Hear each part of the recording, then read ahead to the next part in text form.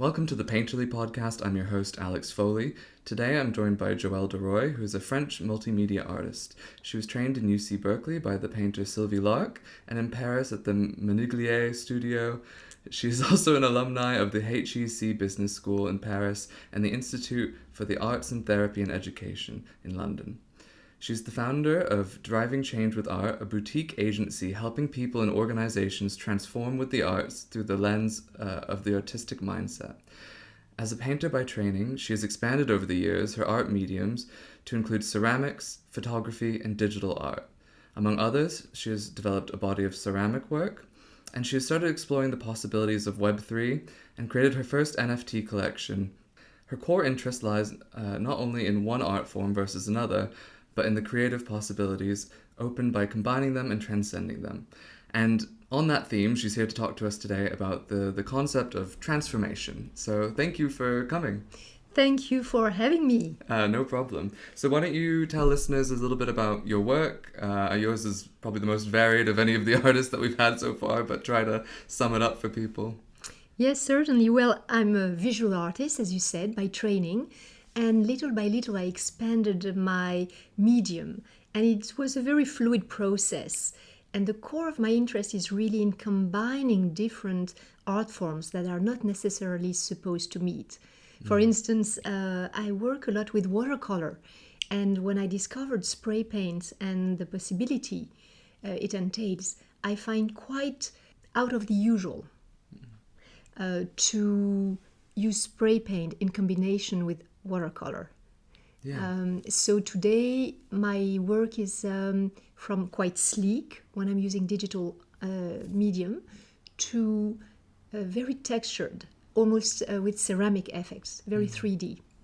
Yeah, we've had guests on before who work in sort of digital and physical media, but I think usually it's either painting or drawing, digital and physical, but you really go all out there in different things. I think, every time I check back in on your work, you're doing something completely different, and I was surprised to see that you were working in ceramics now. Do you want to tell us a little bit about how you got into ceramics? Yes, certainly. Well, ceramics came a few years ago when I discovered the extraordinary collaborations that had flourished in the city of Valoris, which is the city of the pottery maker in the south of France.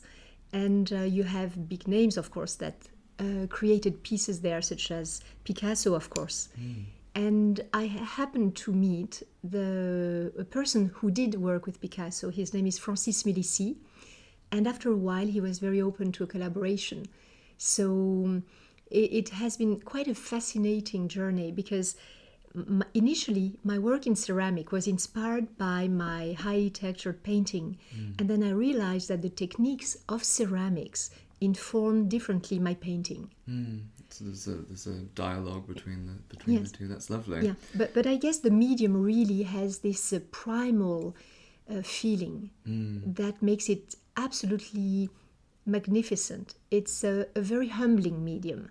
You feel you are connected with something very true, and at the same time, you really have to work with the medium. It's not so easy to transform it. Yeah, of course. When you were saying that, I was thinking about, I have a friend whose girlfriend is recently getting into ceramics, and I was thinking my painter group chat and I were having a long chat about sort of safety in painting and wearing gloves or how to get distance from the solvents and stuff, and but then I was thinking about ceramics and how you're really in it, like you're physically, like your hands are in it, like you're shaping it, and it's a completely different experience. But it was really lovely to see that you're sort of exploring both and allowing them to talk to one another.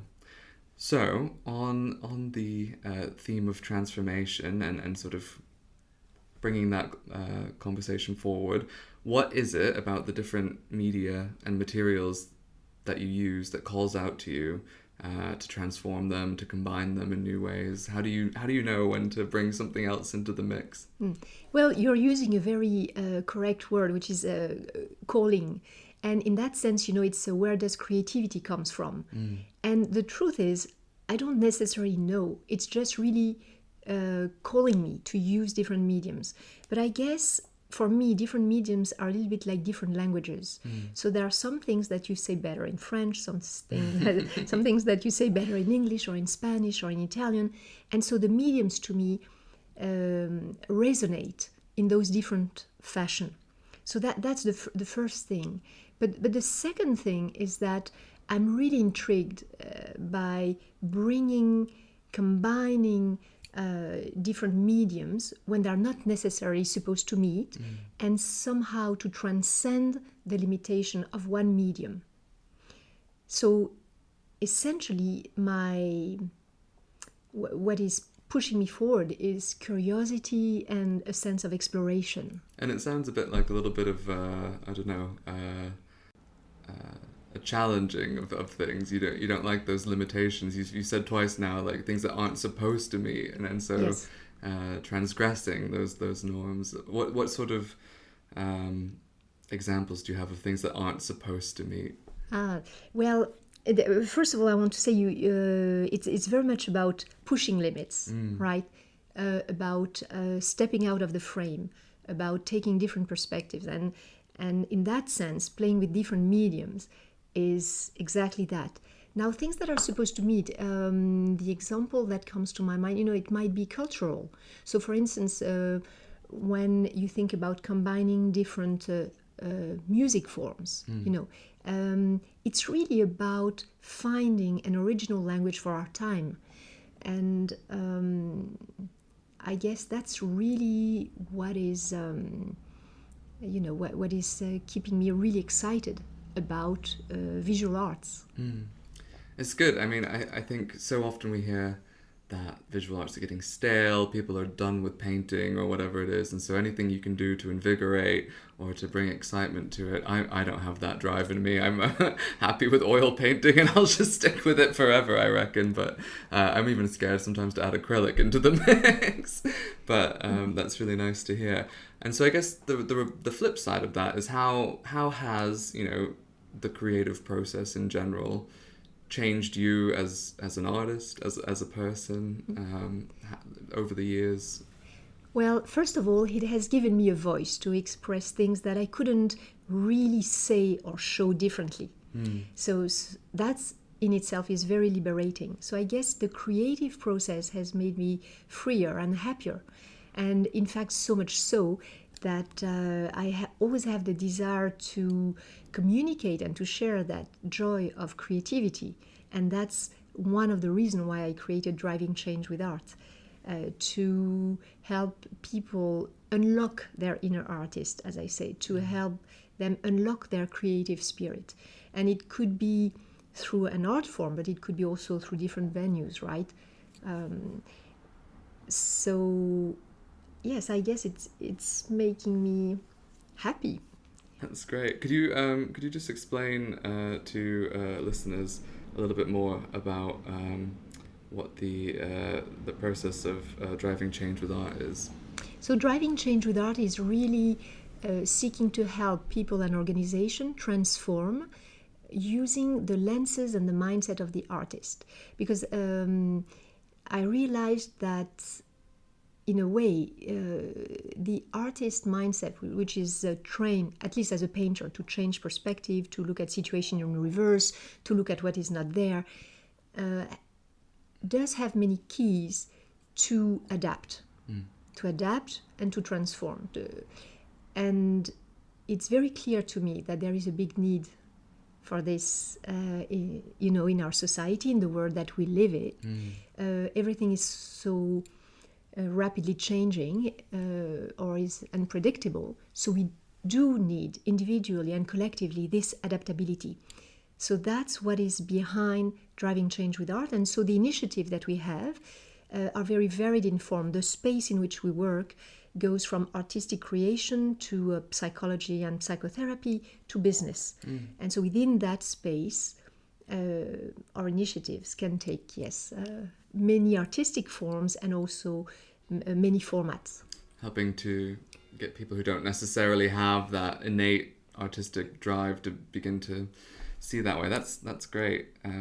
I find in my class that I teach, there are lots of people who say, I just can't see that way. I can't see that way. And I'm like, no, you can. But it's a muscle. You have to learn to flex it. And it takes years sometimes. So are there any other sort of knock-on effects you've found with being a creative in terms of your daily life, your identity as an artist, that you've seen change over the years? Sorry. Wait, No, I was just saying. Other ways that being a creative person has caused you to change who you know yourself to be over the years, or and how I present myself, perhaps. Yeah. Well, yes, definitely. At some point, I was working in the beginning of my career.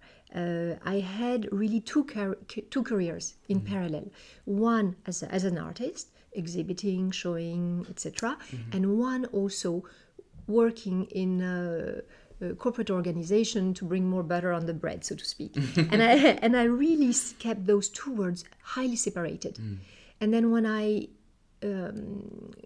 got more mature and had more confidence into my artistic and creative abilities, then at some point I brought them together. And so the arts, the artistic process gave me the time to explore my own identity and then integrate it more fully also in society. Great. I think lots of people I know have those two very separate spheres. When did you know you wanted to mix them together? Actually, I can tell you it was 11 years ago. Wow. Yes. Is there a specific date? Yes. That's great.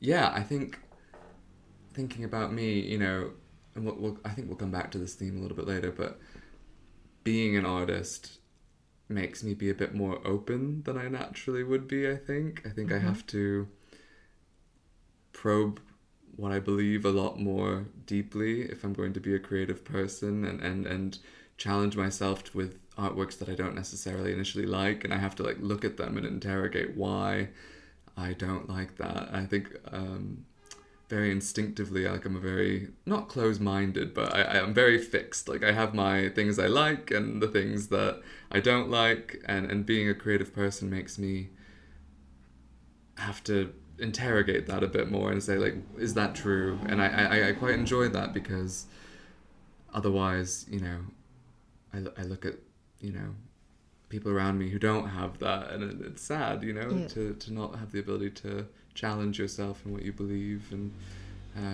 more broadly your aesthetic tastes over time. Yeah. So yes, I could add that on my side it made me more daring and more trusting of my intuition. And I really recognize intuition now as a form of intelligence that is not to be underestimated. Absolutely. And, I'm INFP on the personality scale, so I'm very led by my intuition, which I think is why I wasn't a very good scientist.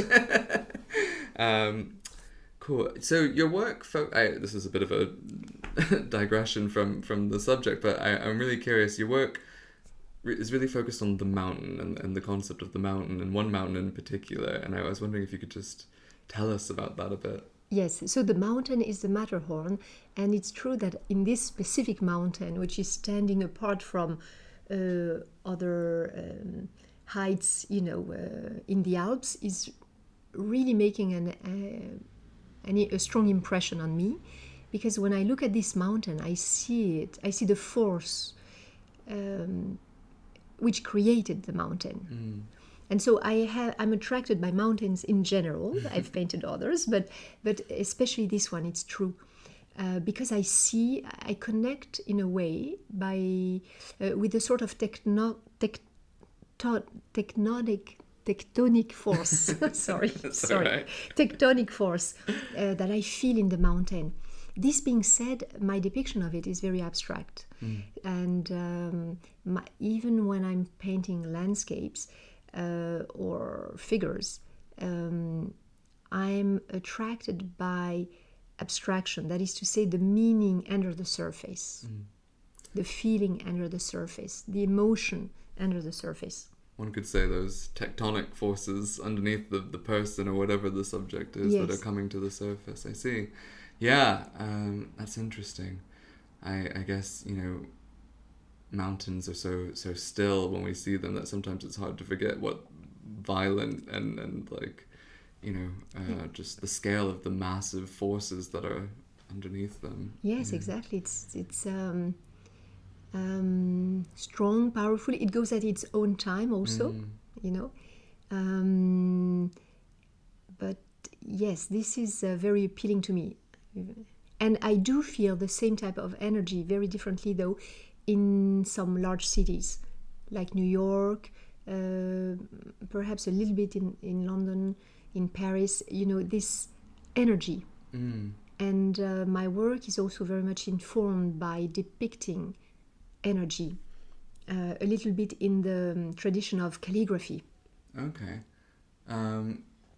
Yeah, I'm trying to think about the city as one of these forces. I think I certainly get overwhelmed by cities when I go. I mean,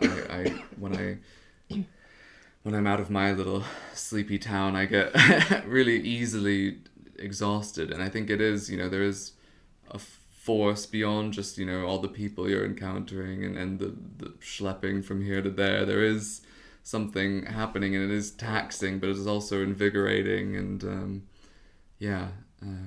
So one thing that I'm seeking and that I do find in the mountain is this concept of movement, of still movement.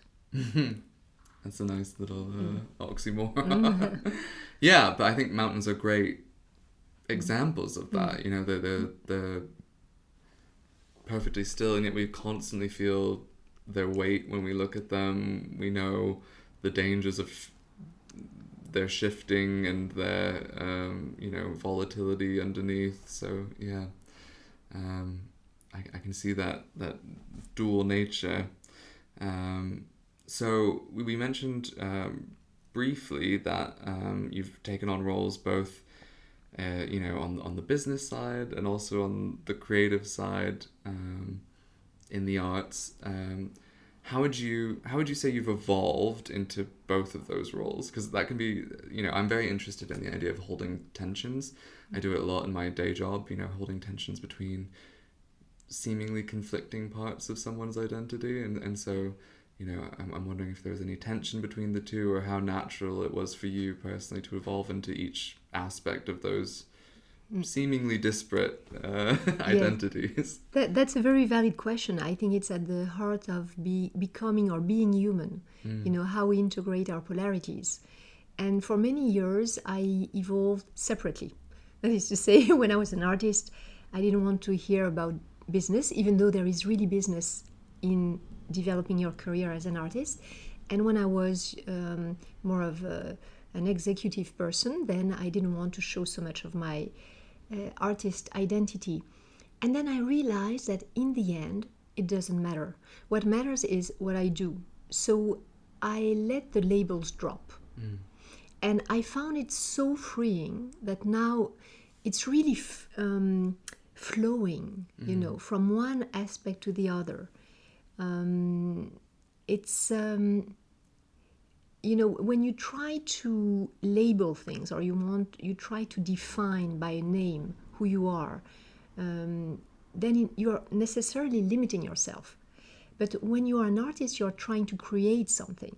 So maybe there is not a label yet. So, why have a name? And so essentially, today, for me, it's something that is really fluid within the space that I was describing. There is a continuity. One step leads to the next one. It's a little bit like creating a painting. One brush stroke leads to the next brush stroke. So I have a sense of direction in terms of what it is that I want to achieve, what art I want to create, what sort of experience I want to develop. But at the same time, I let the experience guide myself. And it has been quite I can say very positive. That's the best place to be in, to create synchronicities, to create, the perfect encounter when you need it. Somebody who is looking for the type of art that you are creating, or somebody who is going to look for something ambitious to be created, and you might just be the right person. It's interesting. I formed the question. I wasn't really thinking about this at the time, but now listening to you, I'm thinking about, you have these two disparate areas that you're very confident in, and your challenge was to synthesize them and bring them together. And I think sort of the through line of my life and the thing that I've really struggled with, or I did struggle with for a long time, is not sitting comfortably in any camp and sort of being between worlds in most aspects of my life, be it religion or gender or nationality, and being uprooted and not feeling like I can comfortably sit anywhere. Artists, scientists, all these things, I didn't naturally sit in any one, so I wasn't necessarily evolving into any of them properly. And then I'm not sure if I should say this, it was all legal, it's fine. I was in Lisbon and on holiday years ago, and we all took acid, and I hadn't taken acid before, and I had told everyone beforehand. We were on these little beach huts. I said, nobody go in the water. I'm the only lifeguard. Nobody go in the water. I don't want that anything bad to happen. And then as soon as I came up, I instantly ran into the water. There's a video of me just like running in my pants, and I stayed there for hours. And I guess for you it's mountains, but for me it's the ocean, the sea. And I was just letting the waves kind of lap over me and over me and over me. And I was talking with the ocean, and it was a really stormy day. The waves were huge. It was really dark and stormy, and the ocean was saying to me, I can be like this. I can be, dark and crashing, or I can be the cool, blue, calm seas of, the Bahamas, and I'm still the same thing. I don't have to be one thing. I can be all of them at the same time, and you still know me as the same entity. And there was something very like settling, and I felt instantly just settled by that. And I said, yeah, I don't need to be one thing. I can do all of them and still be the same. I think it's a beautiful image, and a really beautiful image and observation. And in fact, the ocean is the image of the limit between the consciousness and the unconsciousness. And so to me, it's even more pertinent, because in a way it's symbolic of the liminal space where all transformation and creative act really happen, when we are really creative. And I was going to say that what was the bridge for me between business and art has been psychotherapy with the arts. So that's a specific way to look at psychotherapy. So I'm trained in counseling with the arts as in integrative arts counseling. And the psychological aspect, if you will, is common to both the arts and the business, and to me that is an element, an aspect that is really important in integrating those, in the sense of Jung, in bringing together those seemingly polar identities. Yeah, you used the word liminal, and I definitely think that was the word I was chewing on in that experience, was like liminality, and how to be comfortable being there and sitting in that neither space. But I think you're right, that's where so much of creativity can come from, is by being comfortable in that space, or just sitting with the discomfort. I don't think everybody has to integrate fully that part of it. And I think I'm not an expert in psychotherapy, but I do know a little bit about like Jung and integration of the shadow. And I think something I find in a lot of bad art is an inability to integrate the shadow, and it feels very obviously like not there. People haven't wrestled with the darker parts of themselves, or not even the darker parts, but just the parts they don't like, and so it's an artifice and yeah. Yes, yes. Actually, I have a story of a painting I did, which goes really in the same direction. I was, very often when I create a painting in the beginning, it comes easily, it's beautiful, it's smooth, and then I work on it, and then at some point, it becomes really, it can become quite ugly, the colors suddenly change, and it can be too earthy, too brown, or too green. And then I realized that the painting I'm thinking about, which ultimately was in the red, was magnificent because of the underlying tone, like the shadow tones, that I let peer through a little bit so that the red would be absolutely magnificent. Yeah. So I think it's a good metaphor of what you're saying about bringing in some of the shadows, some of the part that we don't like, so that what really we want to bring forth can shine even more powerfully. But more than anything, it's also more true to at an identity level, I guess, or in terms of what we are made of. Yeah, we all have those green splodges underneath the surface. Yeah, I think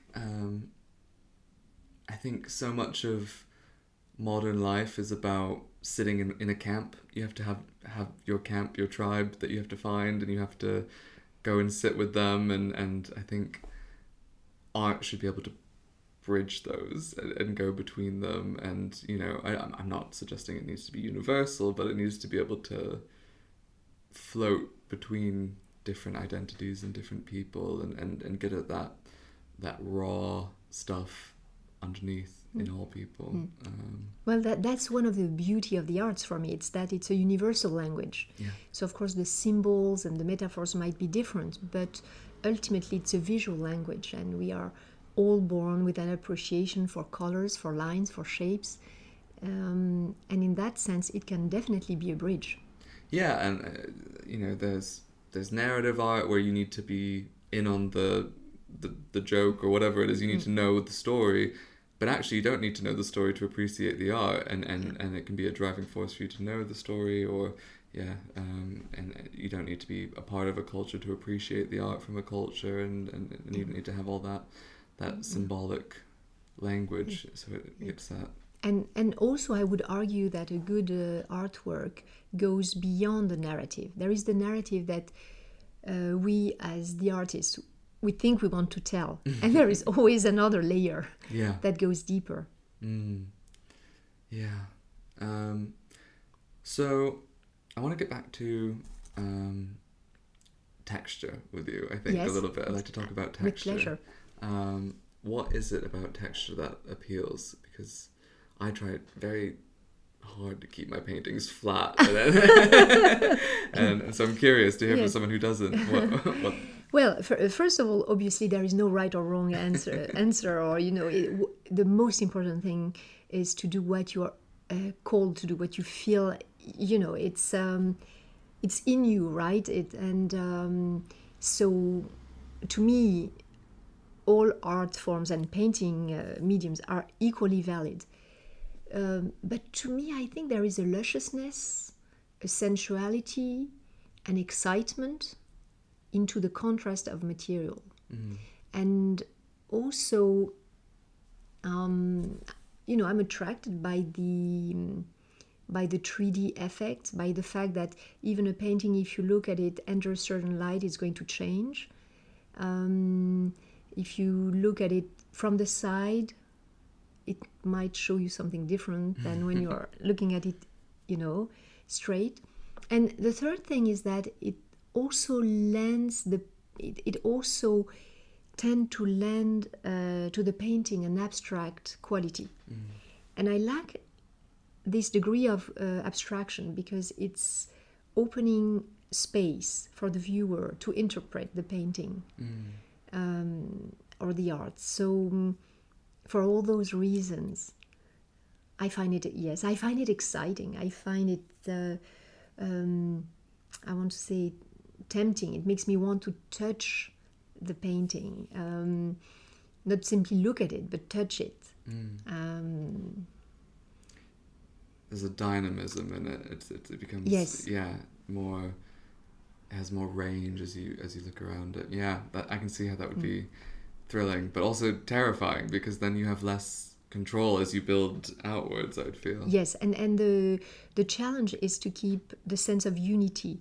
So it's very good at bringing variety, but at the same time, as you know, we have to find the right balance between variety and unity. So that's sometimes where the pitfall can be. And in that sense, it's good to limit ourselves also. Not to build out yes. endlessly. Yes. And then I guess, your ceramics that I've seen they have a painterliness to them. Like you can tell someone has thought about brush strokes, has thought about, the concept of painting in the ceramics. How can you tell us a little bit about how you take something that is so 3D and yes. then lend it yes. that other quality? So the first thing is that ceramic, the process is actually reversed with painting. In painting, the more I paint, the more I see what it is going to be.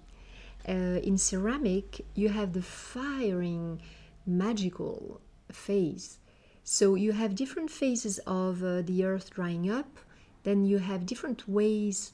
I'm using different techniques to apply the brush stroke, or to cover some parts and then peel them off, and using latex, using wax, using pigments, and so ceramic, I find it beautiful in the sense that while I develop the work, I need to be quite structured ahead of doing the work.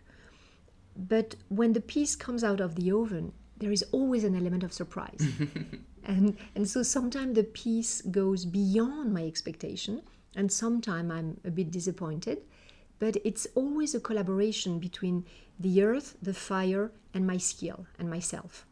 So I really love that. In the painting, as I said, I love the fact that I'm more in charge, but likewise, I also love accidents. And that's one of the reasons why I love watercolor, because the water is going a little bit where it wants, and the pigment are diffusing themselves as they want when you are using a lot of water in the early phase. And I'm using it. I love to use accident. I love to use the unexpected. It's terrifying, though. You have to be very capable of letting go and allowing for.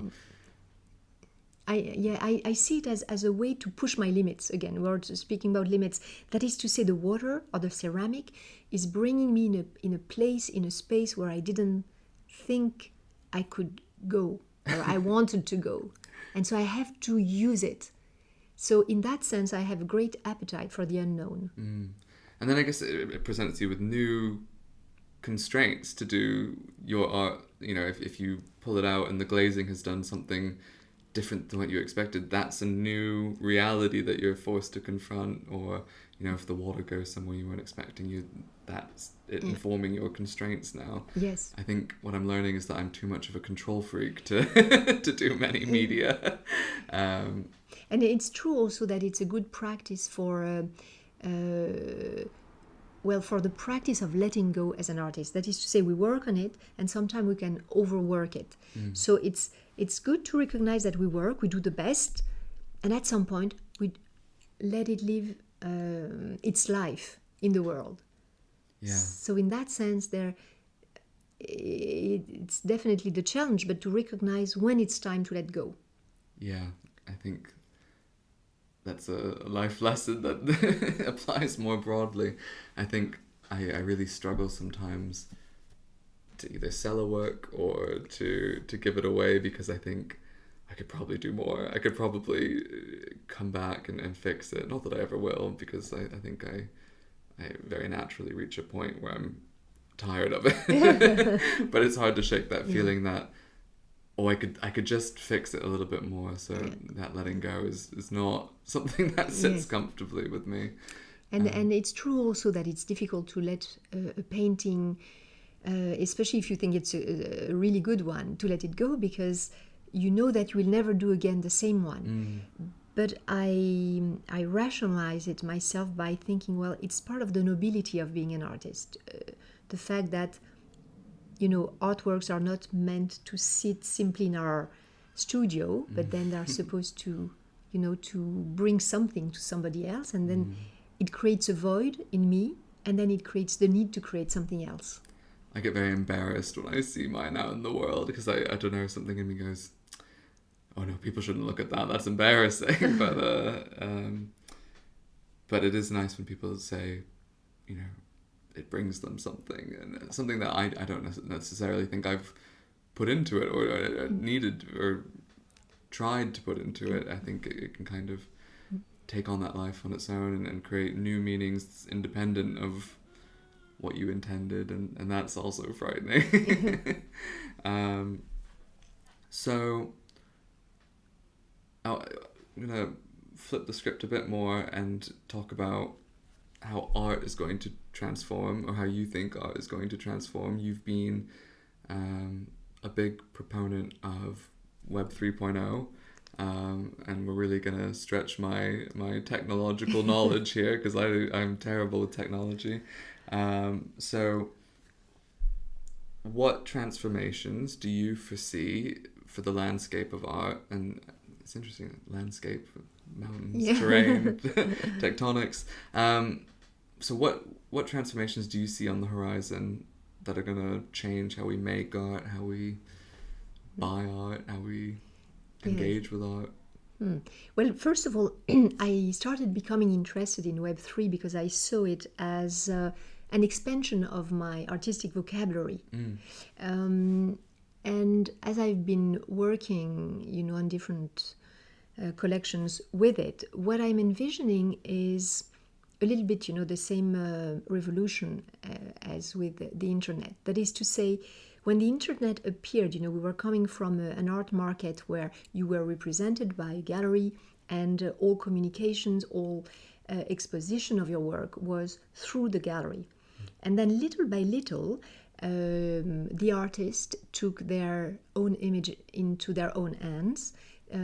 We all have a website, or a platform where we show our work, and it's not that the galleries don't have their use anymore, but it works in conjunction. And I think that the Web3 is going to do the same, not especially when it comes to selling the art. It's a very, very powerful technology. Blockchain is really highly powerful when it comes to instantaneity of selling art, and I view it as a tool in conjunction with real art, because on the Web3 you have digital assets, NFTs, but a digital asset can be linked to the ownership of a real painting. And so to me, the space personally that I find really exciting is how digital assets can be linked also to real assets.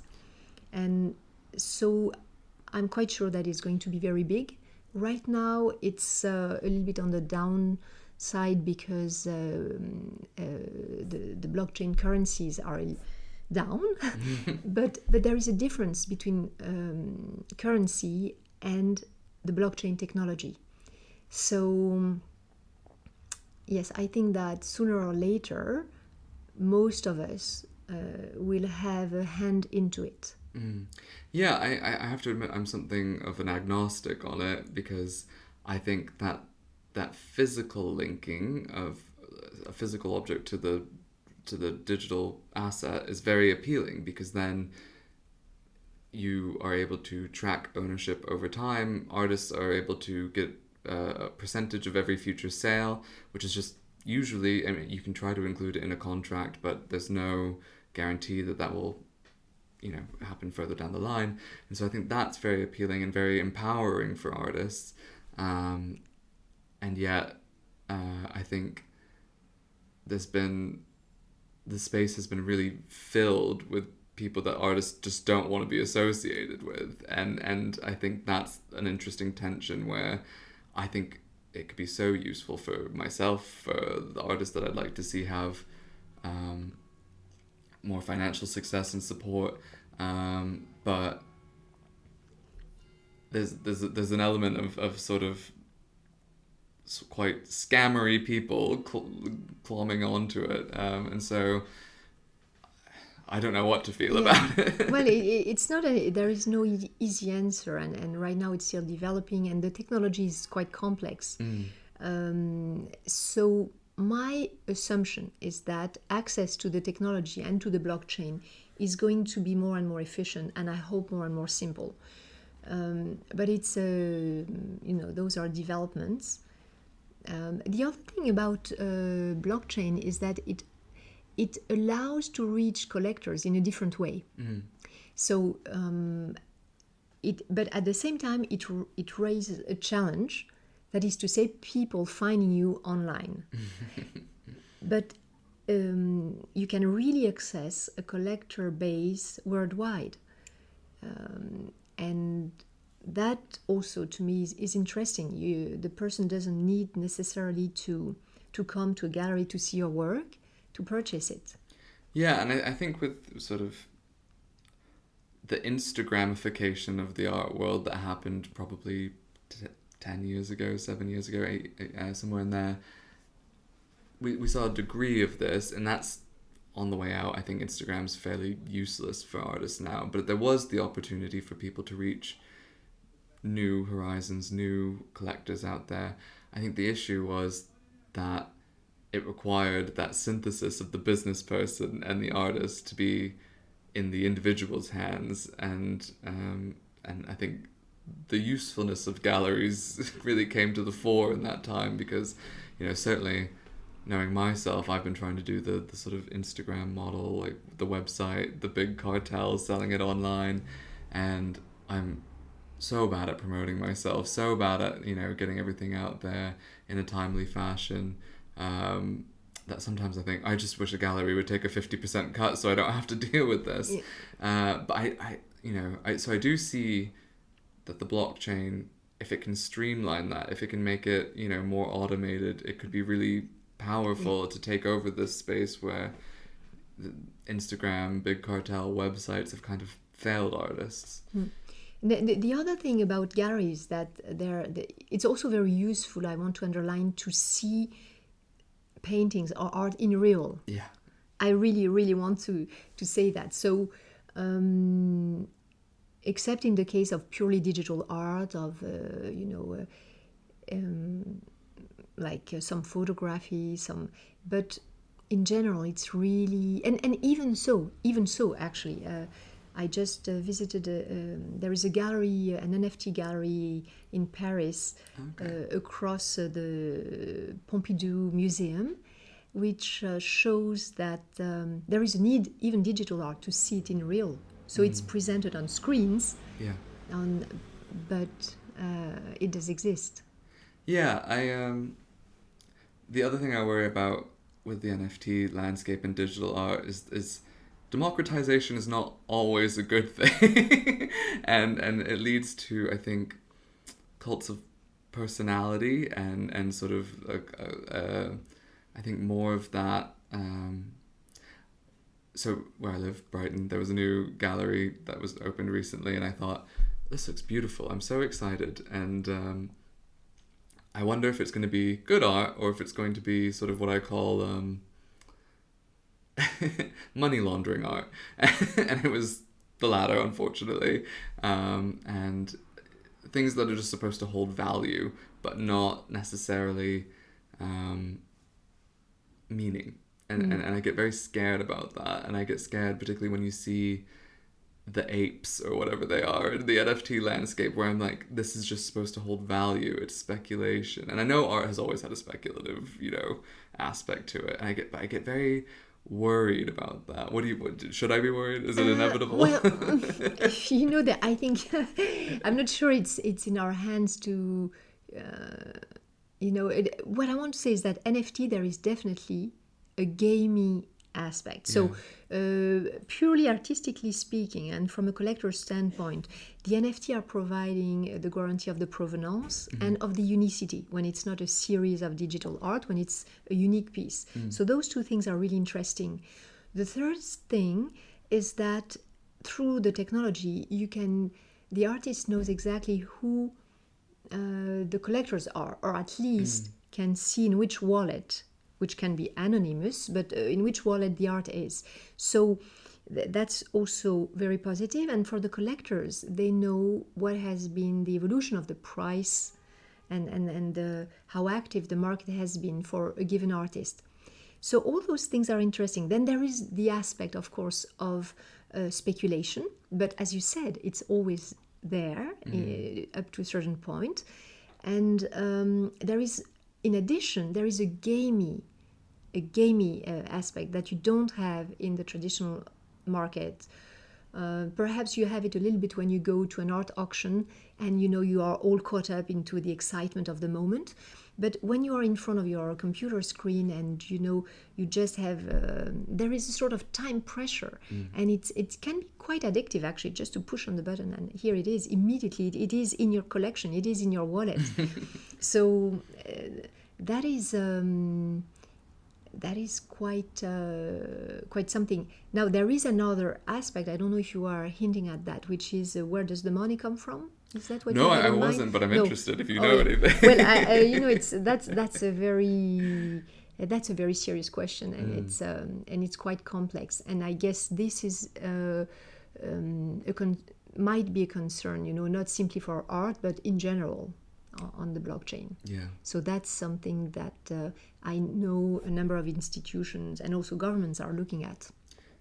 Yeah, I suppose that's a really... But I guess that's a little bit outside of the frame. I won't pretend to know Yes. much about global finance, Yes. and I'll leave that to the experts, but it is an interesting question. But you never know who's going to buy your work anyway, so who's to say? I guess the other sort of elephant in the room is AI and Yes. how that's going to transform the landscape. Yes. I don't know if you've engaged any with AI or... A little bit. So far I was not convinced, but I think, to me, again, AI it's expanding the creative language, and it's all about using it rather than being used by it. Yeah, that's the challenge. So, but I'm not against AI, out of principle. I'm really curious to see how maybe, again, it can help me push limits of my own artistic language. But this being said, I feel that, as you were alluding to, intent is key in and the emotion that the art conveys. And for AI, it's not so easy to convey emotion. No. So, you can have different concept of what art is. It's actually pretty subjective. But for me, art needs to create an emotion also. Yes. And one of the way, as a painter, is the intent that you have when you apply the brushstroke or when you apply the movement on the screen. One of the reasons why I became interested in digital art is when I discovered that I could draw or paint with my hand directly on the screen, and then depending on the pressure of my finger, the speed of my movement, then it would change the line. So then I felt connected to it, and until then I thought I had to use a mouse necessarily, and so that was not appealing to me. No, I guess again, I'm agnostic about AI in art. I think it's going to kill us all eventually in some other aspect of life, but until then I don't know that there's any stopping it. I think people who are protesting about it, it's the last cry of the Luddites. It's coming for us. I mean, you kind of have to find a way of, as you said, to use it as opposed to getting used by it, and so I have been using it in my art. Yes. I find when I generate images with it, they're not ensouled. They don't have a soul. They're just lifeless. You can tell almost instantly that something's AI. I mean, I'm sure we will lose that as it gets, tweaked and perfected. But I find my job is to let it inspire me, to make physical paintings from it, and to, in that process of transmuting it from the screen to a painting, give it its soul back, to humanize it to a degree. But I am fascinated by the accidents that it comes out with. And yes, exactly, it's the accidents that are really interesting. When I'm thinking about pushing limits, I'm thinking, because those are really absurd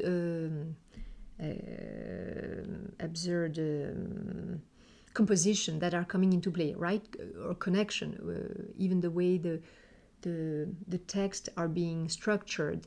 There, as someone was saying, the only problem with artificial intelligence is that it's not intelligent, and it's true, but it's coming up with accidents. And so how you use those accidents, it's like the example I was using of the watercolor. You have the water which does something you were not expecting, and then you use it, and you transform it, but you use it. And I see AI a little bit in the same fashion, in the creative process.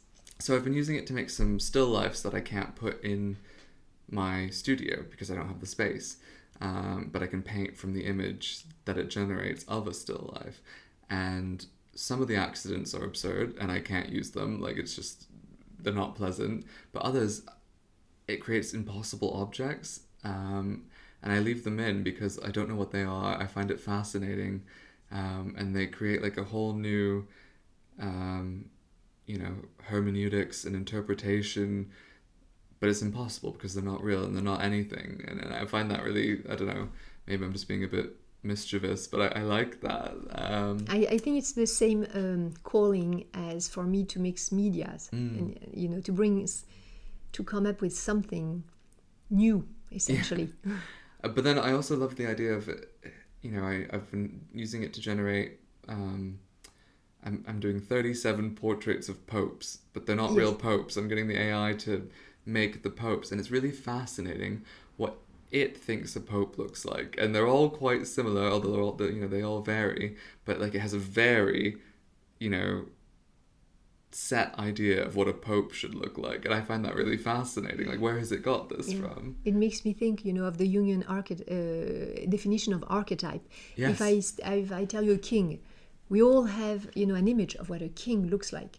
Or if I say a lover, we have an image of what a lover is. So, and I guess for a pope is an archetype. It is an archetype, and I guess if the AI is functioning as somehow our collective unconscious, we're feeding it what we think these archetypes should be, which is fascinating but also terrifying.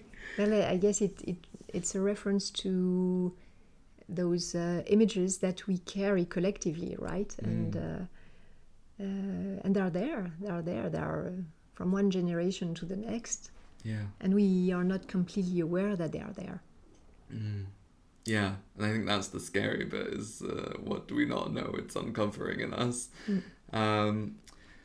So I wanna come back and sort of end on a note around what we were talking about, around being like open to change, being open to transformation, and how do you keep yourself in a state where you're open to that transformation happening? Because it's scary. What techniques do you use to keep yourself attuned to the world around you? Well, I love change, I think. I love change. Because I'm curious. I guess the backbone of being open to change is to be curious and to really see it not so much as a threat, but as a potential. Because to me, when change is happening, it doesn't mean that you're losing, or that I am losing, all the previous art forms that I created, for instance. It's enriching my vocabulary. I see it as an expansion. So if I take an image, like you are of a mountain again, you're escalating, you're climbing a mountain. And so you have to find where to hold on with your hand or your foot, and it's not necessarily where you think it is. And so a challenge is also a way to hold on. And so to me, change, instability, the unknown, uncertainty, they all contain an element of excitement. And it's really close to what life is in a way. It's nothing is still, we know that.